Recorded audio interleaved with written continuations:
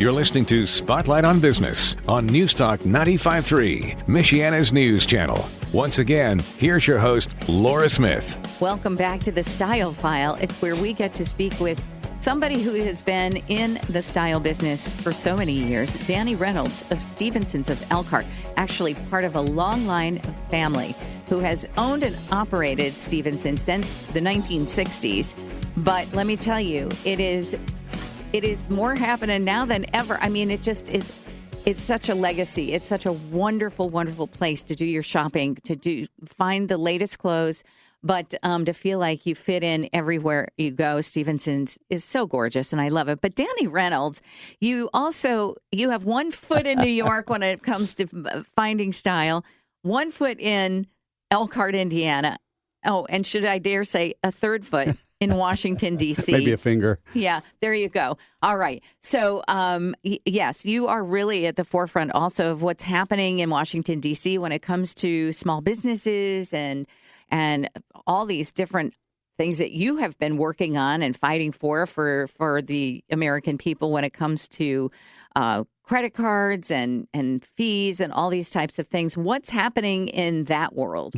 A lot of things are happening, yes, and I know we've spent plenty of time talking about the Credit Card Competition Act on this show before, so I won't go too deeply into that again. If folks want to learn about that, call me up and ask, or go on the website and listen to one of our past episodes of this show. I know we've talked about it, but I will say the bill has life. There is hope that we could see a Senate vote on it very soon, like over in the next month or so. So, yeah, that's moving, and we are excited about that because that's something we've been working on for over 5 years now. So that's the Credit Card Competition Act, which just looks to open up the marketplace in the credit card processing world. Those of you who have seen service charges at your favorite retailers for using your credit card, that's why. They're not being greedy retailers. They're paying, in many cases, triple what they were, say, in 2020 in credit card processing fees. It's a top 2 or 3 expense for almost all retailers. So it's a big deal, and it's leading to higher prices across the country, and we're working to get that fixed. That, as I said, we've spent a lot of time talking about. The thing that hasn't really gotten to me enough attention in the media, especially, and we all know what how the mainstream media likes to report or not, depending on if it follows their agenda, is the working families tax cut. This is a brilliant bill by the Trump administration. I applaud them for it.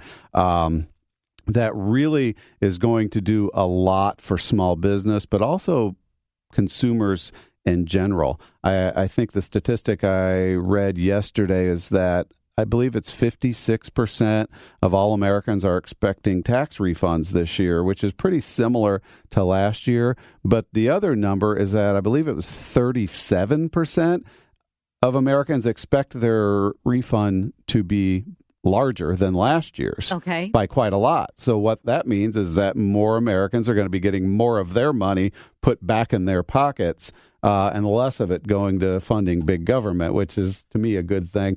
But also it's going to be a great economic stimulator because it's going to give people more spending power and the ability to hopefully shop more and support more businesses, large and small, just by having more spending power. But it also made some changes to the tax code that's really going to help small businesses. And that is capping the 21% corporate tax rate that businesses are going to pay.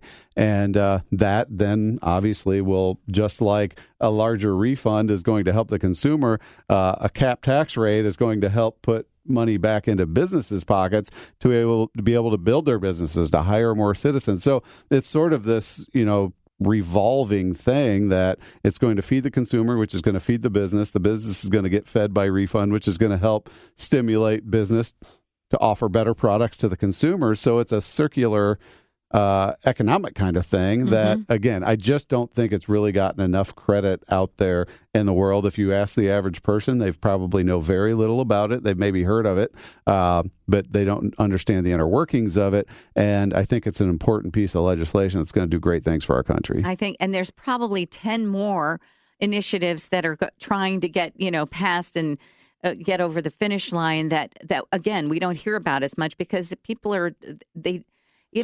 for whatever reason, they really are not seeing all the good that's being done. And especially, like, how about Donald Trump saying that he wanted the credit card interest rates to come down to 10% for people? That would be huge. It would be huge. Yeah. President Trump came out in support of that bill, which would just be, I think, a 1-year cap on interest rates. And he also came out very publicly in support of our Credit Card Competition Act.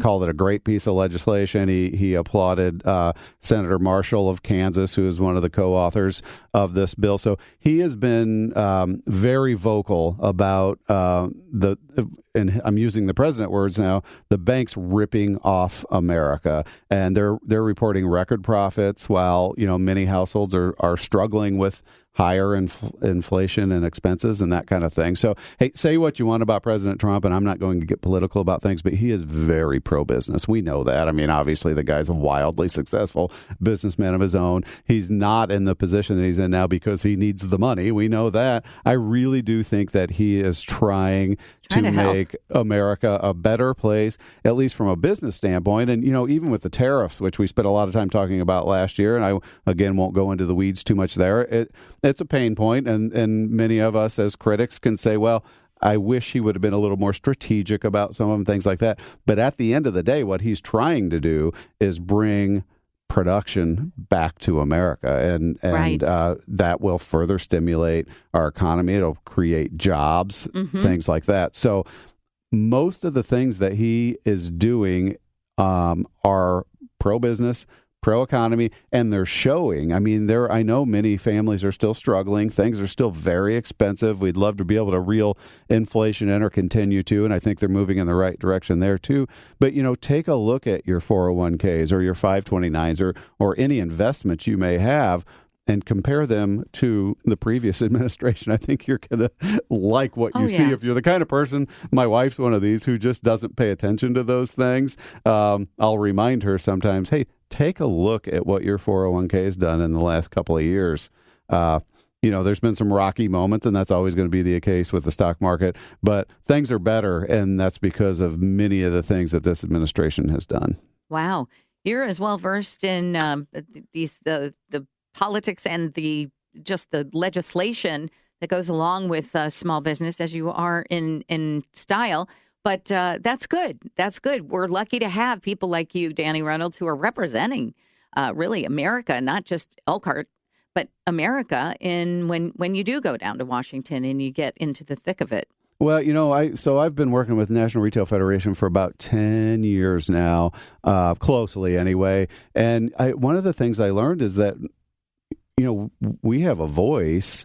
We should probably use it. There are a lot of small businesses, retailers out there that don't realize that. And I credit the NRF. They sort of realized it, too, about a decade ago, that, the Amazons, Walmarts, whatever of America have a lot of power, and they can go into D.C. and they can affect legislations by the power they wield, the number of people they employ, all those kinds of things. But they're a little bit nameless, faceless at times. And small businesses, if I go into the great Rudy Yacom's office, he knows who I am. He's come in my store. We're the constituents. And even, in our case here in Indiana, Senators Young and now Banks, they know who I am because I've gone into their office and I've talked to them about this Credit Card Competition Act. I've talked to them about the Working Families Tax Act. And they recognize that, but I'm not just some retailer. I'm Elkhart, Indiana. And not only that, I'm there to represent retailers across the country and sort of give them a voice because, opening up the credit card processing market is going to not only save my business a lot of money, allow me to employ more of our community, it's going to save you, the consumer, money in the end. And when you look at what this is costing, the estimate, not to get back on my credit card competition soapbox, but the estimate is, the profits that the big banks made on this last year was around $20 billion. This is just the profits. The estimate is that it costs the average American household about $1,100 in higher prices. Wow. That's a lot of money. That is a lot of money. So if I have the ability, if I'm given a voice to go in and help our elected officials understand that, because unfortunately the big banks are spreading misinformation on Capitol Hill. I've seen one-pagers that they've handed out to our elected officials with information that is simply false. Wow. So if I have the ability to go in there and sort of set the record straight, then I think it's not an ability, it's a responsibility. Well, we thank you for it because, it always takes somebody to step up to the plate and actually try to affect change. You've done that and you've been doing that. And so, again, we're grateful for that. And it does affect us right here in downtown Elkhart. It certainly does. So that's exciting. And you'll just have to keep us apprised of what's happening with all of that. Oh, I will. Absolutely. Well, with 2 minutes left in the Style File today, what would you like to leave us with besides just making the world more beautiful, one person at a time? One person at a time. You know what? I guess when somebody hands me a microphone, which you've made the mistake of doing, I kind of always go back to the whole shop small feeling. I know you guys have been such great champions of not only of Stephensons, but downtown Elkhart in general. And I've been so proud and had so much enjoyment the last few years of just watching our downtown sort of thrive. New businesses coming in. It's alive. I tell the story, and I'll make it a fast one here, of a friend of mine from New York who was passing through with his son going to Notre Dame during the recession, stopped by to see our store. He had known our store for 20 years, but he'd never been there. He stopped to see. He's like, "Danny, you have a beautiful store. I don't know how you stay alive." It almost looked like the proverbial ghost town with tumbleweeds flowing down Main Street, because it was in 2008 or 9, I can't remember, and things were quiet down there. But then the Learner, yes, the rehab started there, and IUSB built a campus, and then suddenly you had energy, you had growth, and now, I fast forward, I can't believe it, but we're talking 16 years or so since all that started, and it's like our downtown is vibrant. You drive down Main Street and it looks alive. Sometimes I can't find parking.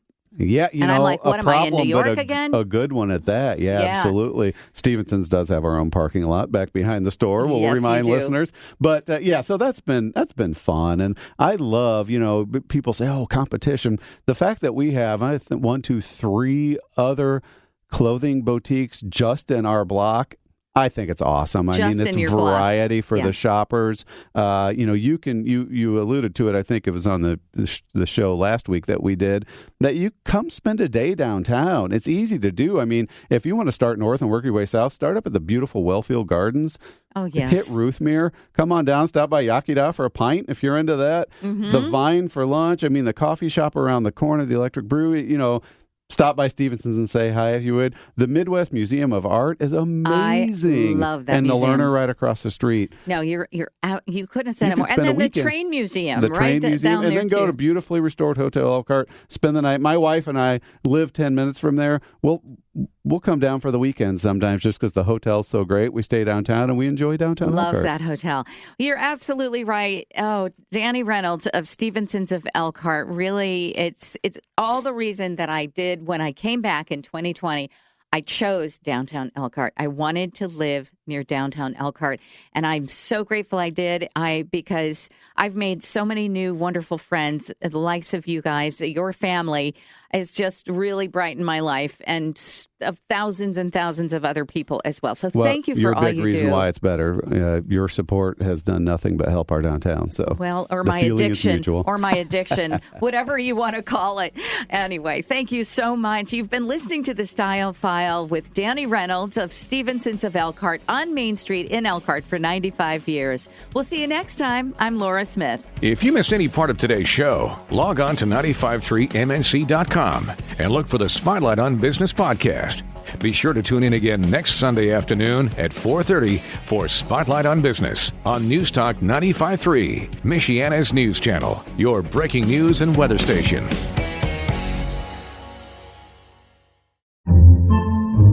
Podcasts by Federated Media.